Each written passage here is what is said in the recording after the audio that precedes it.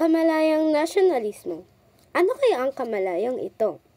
Ito kaya ay pagmamahal sa bansa o ito ay pagmamahal sa kapwa? Kung ang sagot mo ay pagmamahal sa bansa at kapwa, magaling! Handa ka na bang maglakbay sa mundo ng katutubo at matuto sa nangyari noon? Kung oo, kinagagalak kong makasama ka. Alam mo ba na ang galyon ang unang naging transportasyon ng mga tao sa mundo at unang tagapagpadala ng mga produkto sa iba't ibang bansa? Ito ay malaking barko na hindi yari sa metal. Nasyonalismo, ito ang lubos na pagmamahal sa bayan at sa kapwang may iisang hangarin. Pero, hindi pa dyan natatapos ang ating aralin. Alam niyo bang madami ding prosesong nagawa sa pagpunta ng mga Kastila sa Pilipinas? Mula Seville, Espanya, papuntang Cuba, hanggang sa Veracruz, Mexico at dinala ang mga produkto sa Acapulco, Mexico.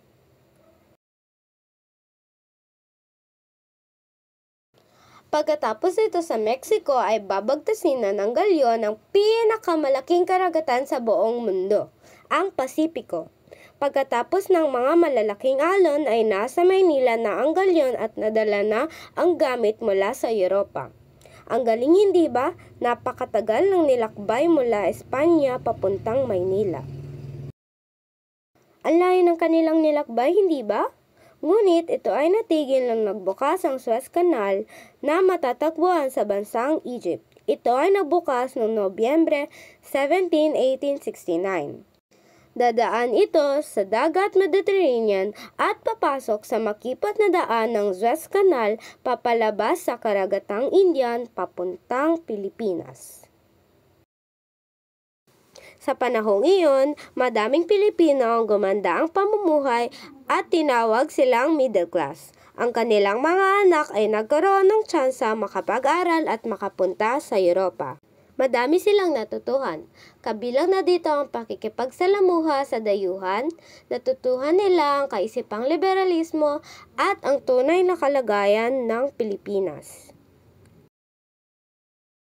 May isang gobernador-general na nabigyan ng kapangyarihan pamunuan ang Pilipinas. Siya ay si Gobernador-General Carlos Maria de la Torre. Naniwala siya sa liberalismong kaisipan at ipinamalas niya ito sa makataong paraan. Pero sa maikling panahon lang siya namahala. Ngunit naramdaman naman ng mga Pilipino ang kalayaan at siya ay lubos na nirespeto at minahal. Alam kong madami ka nang natutuhan. Kaya halina't sagutin ang mga sumusunod sa iyong kwaderno o di kaya sa iyong 1/4 sheet of paper. Hanggang dito na lang muna ang ating paglalakbay sa araw na ito. Maraming salamat at please like and subscribe.